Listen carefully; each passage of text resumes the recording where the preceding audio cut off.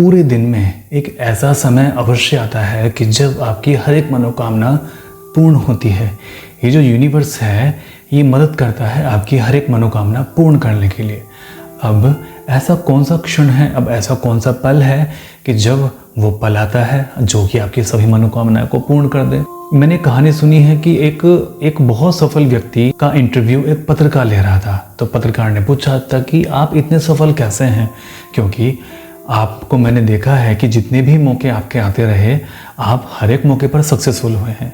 तो उस व्यक्ति ने कहा कि मैंने कोई भी एक ऐसा मौका नहीं छोड़ा, मेरे को जैसे ही कोई मौका मिलता था मैं तुरंत उसको भुना लेता था और मैं सफल हो जाता था। तो उस पत्रकार ने पूछा कि ऐसा आपको कैसे पता लगता था कि वो मौका आने वाला है कि और आप उस पर सफल हो जाते थे, यानी कि वो जो भाग्य का घोड़ा है वो आने वाला है और आप उस पर सवार हो जाते थे। तो उस सफल व्यक्ति ने कहा कि मैं हमेशा प्रयत्न करता रहता था, मैं हमेशा जंप करता रहता था। घोड़ा मेरे नीचे आया तो ठीक है, मैं उस पर सवार हो गया, नहीं तो वो प्रयास खाली निकल गया।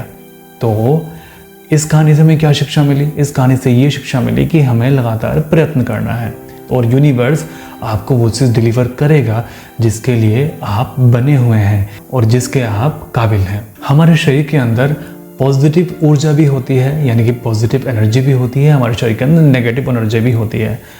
अब हम पूरे दिन में क्या सोचते हैं? हम पूरे दिन अगर हम दुखी हैं, अपने दुख के बारे में लगातार सोचते रहें तो आपके शरीर के अंदर से कैसे स्पंदन पैदा हो रहे हैं या फिर कैसी वाइब्रेशंस पैदा हो रही हैं। अगर हम सुखी हैं और हम लगातार अपने सुख के बारे में सोचे जा रहे हैं, हम भविष्य में सुख के प्रति आशा करके हम महसूस कर रहे हैं कि प्रेजेंट में हम खुश हैं, हम उतना ही खुश हैं। भगवान श्री कृष्ण गीता में क्या कहा कि ना ही भविष्य में जीना है ना ही भूतकाल में जीना है, आपको जीना है प्रेजेंट में। तो प्रेजेंट में यहाँ पर जीने का एक मतलब ये भी है कि जो चीज़ें आपको चाहिए इन फ्यूचर, आप ऐसा मत सोचिए कि जब मैं भविष्य में होऊंगा तो मैं इतना खुश हो जाऊंगा ये चीज़ पाके। आप विजुअलाइज कीजिए, आप देखिए उस चीज़ को, आप देखिए कि वो चीज़ आपके पास में है और प्रेजेंट टाइम में आप उस चीज़ से खुश हैं और पूरे दिन पूरी रात आप उसको सोचते रहिए। तो जो यूनिवर्स में जो पॉजिटिव एनर्जी है वो आपकी तरफ को प्रवाहित होने लगेगी, आपकी तरफ को बहने लगेगी और आपकी सोच, आपके शरीर की एनर्जी सब कुछ बदल जाएंगे और पूरा यूनिवर्स वो चीज़ आपको लाके डिलीवर अवश्य करेगा अगर आप उसके हकदार हैं तो। अगर आप इस जन्म में उसके हकदार हैं तो आपको वो अवश्य ही डिलीवर होगा।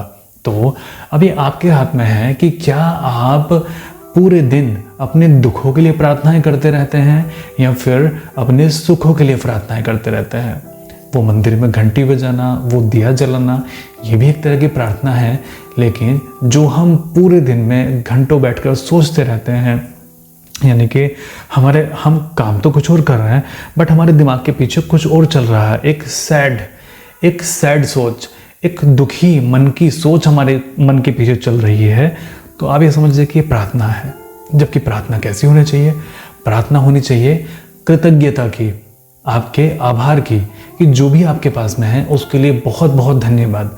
और जो भी आपको भविष्य में चाहिए, जो भी आपके लिए बना है भविष्य में और जो भी आपको चाहिए होता है उसको आपने विजुअलाइज करना कि वो आपके पास में ऑलरेडी है और ऑलरेडी होने के बाद में आपने वो खुशी महसूस करनी है और उस खुशी को महसूस करने के बाद में वो कृतज्ञता महसूस करनी है यूनिवर्स की कि बहुत बहुत धन्यवाद आपका कि आपने मुझे वो ला के दिया।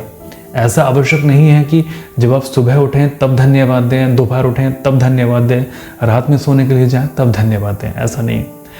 बल्कि ऐसा होना चाहिए कि आप काम कर रहे हैं लेकिन वो सांस की तरह धन्यवाद आपके अंदर आना चाहिए, आपके बाहर जाना चाहिए, एक श्वास की तरह, एक माला की तरह। ठीक है, वो जो दिया हम बाहर जलाते हैं प्रार्थनाओं के लिए, वो दिया आपके मन के अंदर जलना चाहिए। तभी आप जो चाहें वो पा सकते हैं। अब इसको आप प्रार्थनाओं की शक्ति कहिए या फिर लॉ ऑफ अट्रैक्शन कहिए या फिर पावर ऑफ ग्रेटिट्यूड कहिए, यानी कि कृतज्ञ होने की शक्ति, इस पूरे ब्रह्मांड को धन्यवाद देने की शक्ति। और देखिए फिर आपके साथ में कितना बड़ा चमत्कार होता है। परमात्मा सभी का भला करे।